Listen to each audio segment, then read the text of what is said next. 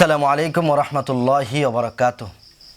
শুভেচ্ছা প্রিয় দর্শক, যারা এই মুহূর্তে আমাদের ভিডিওটি দেখছেন, আপনাদের সকলকে মোহাম্মদপুরে টিভির পক্ষ থেকে আয়োজিত বিশেষ আয়োজনে আমন্ত্রণ জানাচ্ছি।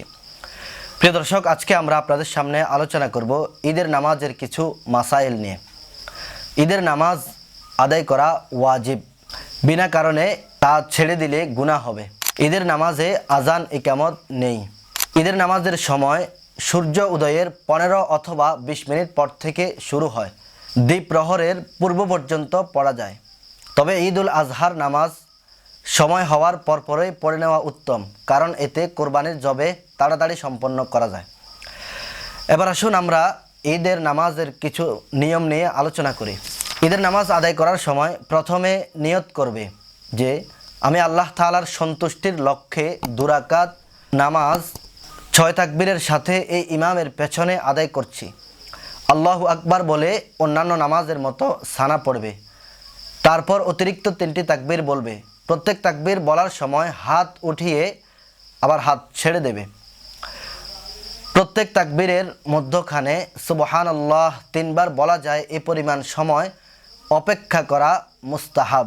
তৃতীয় তাকবীর শেষে হাত বেঁধে আউযু বিল্লাহ বিসমিল্লাহ পড়ে অন্যান্য নামাজের মতো প্রথম রাকাত শেষ করবে এবং দ্বিতীয় রাকাতের মধ্যেও কেরাত শেষ করার পর রুকুতে যাওয়ার আগে প্রথম রাকাতের নেই অতিরিক্ত 3টি তাকবীর বলবে। চতুর্থ তাকবীর বলে রুকু সেজদা করে নামাজ শেষ করে নেবে। ঈদের নামাজের প্রথম রাকাতে সূরা আলা এবং দ্বিতীয় রাকাতে সূরা গাশিয়া পড়া মুস্তাহাব। ঈদের নামাজের পর খুতবা পড়া সুন্নাত এবং তা শোনা ওয়াজিব। ঈদের দিন ঈদের নামাজের পূর্বে নফল নামাজ পড়া মাকরুহ, তবে ঈদের নামাজ আদায় করার পর পরবর্তীতে ঘরে এসে নফল নামাজ পড়তে পারবে, কোনো অসুবিধা নেই। ঈদের নামাজ ঈদগাহ অথবা খোলা মাঠে পড়া সুন্নাত। কোনো কারণ ছাড়া ঈদের নামাজ মসজিদে পড়া মাকরুহ, তবে ওজর বশত মসজিদে পড়তে পারবে, কোনো সমস্যা নেই। অপ্রয়োজনে ঈদগাহে দ্বিতীয়বার জামাত করা মাকরুহ, তবে যদি কেউ নামাজ না পায় তাহলে সেক্ষেত্রে তারা যেখানে এখনও জামাত হয় নাই সেখানে গিয়ে শরিক হবে।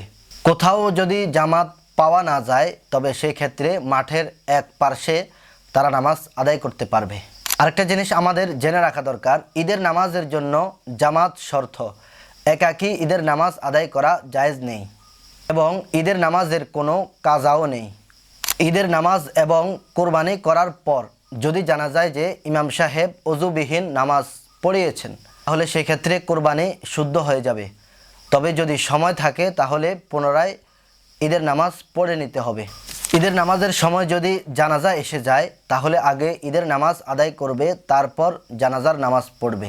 কেউ যদি ইমাম সাহেবকে প্রথম রাকাতে দাঁড়ানো অবস্থায় পায় তাহলে সে তৎক্ষণাৎ তাকবীরে তাহরিমা বলার পর 3 তাকবীর বলে নেবে।